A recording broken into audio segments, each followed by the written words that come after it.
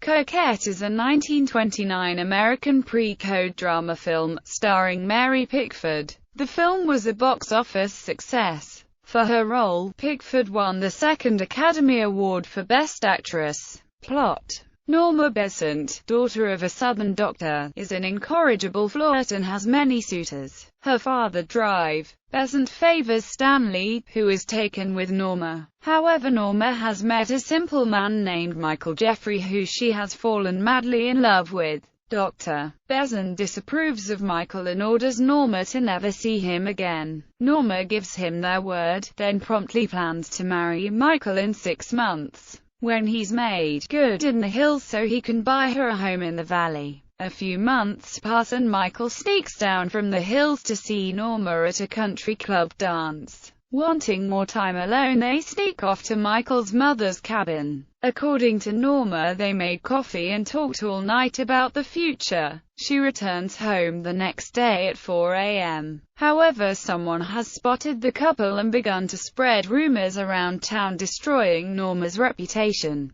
Michael is furious and vows he will ask her father for her hand in marriage immediately. Dr. Besant is furious and a heated verbal exchange takes place with Michael leaving, vowing to run away with Norma as soon as possible. Dr. Besant orders Norma to her room and leaves, pistol in hand. As Norma's brother tries to distract her, Stanley arrives, telling Norma that Michael was fatally wounded by her father. Norma runs to Michael's cabin where he dies in her arms. Dr. Besant's lawyer friend arrives begging Norma to lie on to the police to save her father's life. Norma refuses, but later as the trial wears on she changes her mind. She takes the stand and lies about Michael trying to save her father. Norma breaks down under cross-examination and her father comes to comfort her on the witness stand. As he tells her she doesn't have to lie anymore, he spots the gun on the evidence table. After comforting Norma, Dr. Besant approaches the bench and confesses his guilt, saying he has done wrong and is willing to pay the price.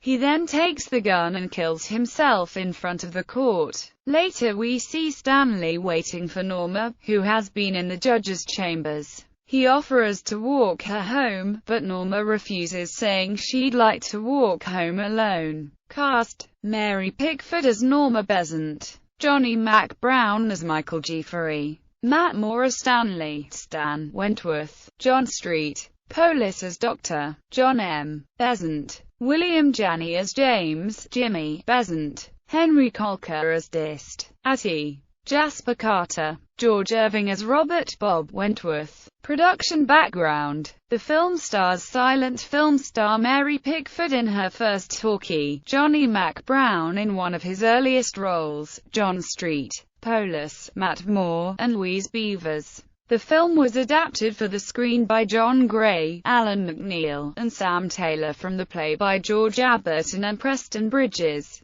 and was directed by Sam Taylor. The play originally opened in New York City on November 8, 1927, with Helen Hayes in the title role. William Cameron Menzies provided set decoration, or production design, with the film crediting him for settings. Cinematography was by Carl Struss. The song, Coquette, written by Johnny Green and Carmen Lombardo, has since become a jazz standard. Place in Pickford's career: Pickford had been one of the most popular stars in silent film. Her popularity had been steady since her debut in 1909. In 1916, she founded her own production company, taking control of every detail of her films. In 1919, along with Charlie Chaplin, her husband Douglas Fairbanks, and D.W. Griffith, she founded United Artists, giving her complete control over her films. Known for little girl-type roles such as Pollyanna, Pickford had been trying to escape typecasting since 1923 with roles such as Rosita. However, these films did not do as well as her child-styled roles, and Pickford had reverted to making films like Little Annie Rooney in 1925 and Sparrows in 1926.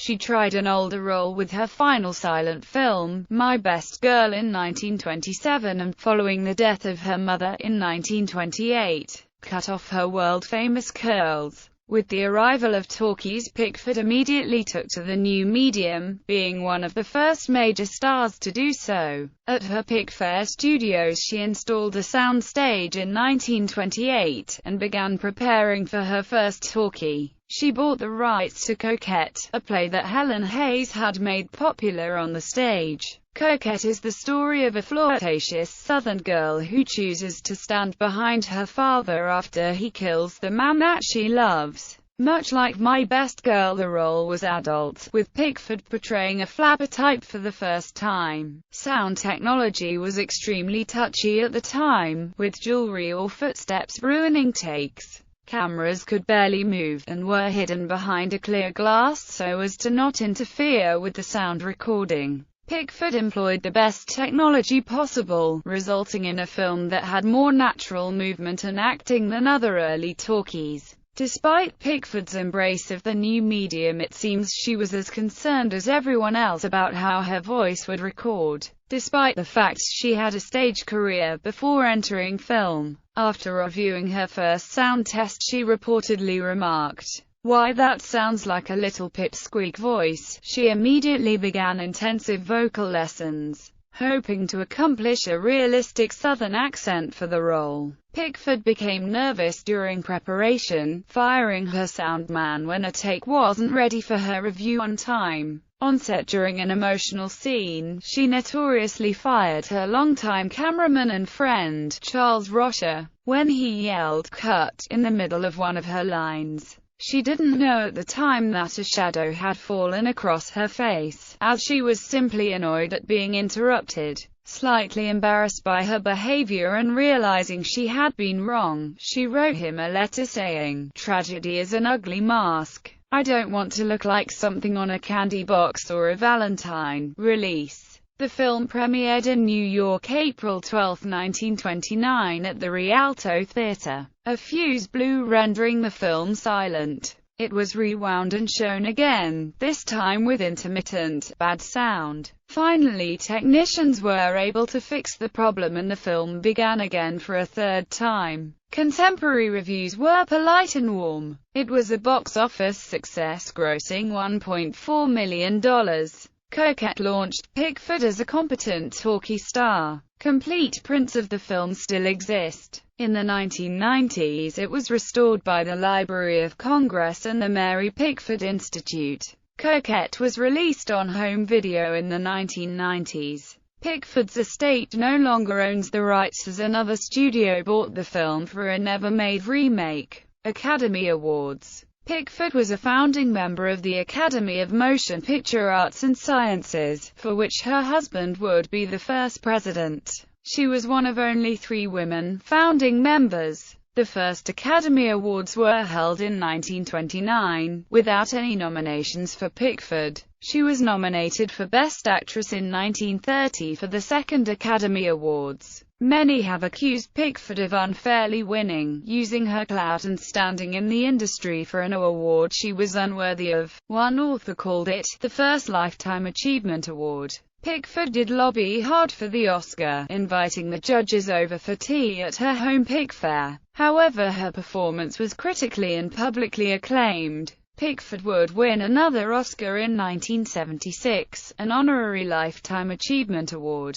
In 2008, a legal battle ensued between the Academy and Buddy Rogers' heirs over the sale of the Coquette Oscar. The heirs were trying to sell the award for charity, as stipulated in Rogers' second wife's will. The Academy insisted that the award must be offered back to them for $1, a rule they instated long after Pickford won her Oscar. They claimed that when she won her honorary Oscar in the 1970s, she signed a contract covering the Coquette statuette as well. The heirs argued that it might not have even been her signature, as Pickford was frail at the end of her life. The Academy won the legal battle, but announced they were willing to pursue a private agreement with the heirs. The outcome of this agreement is unknown.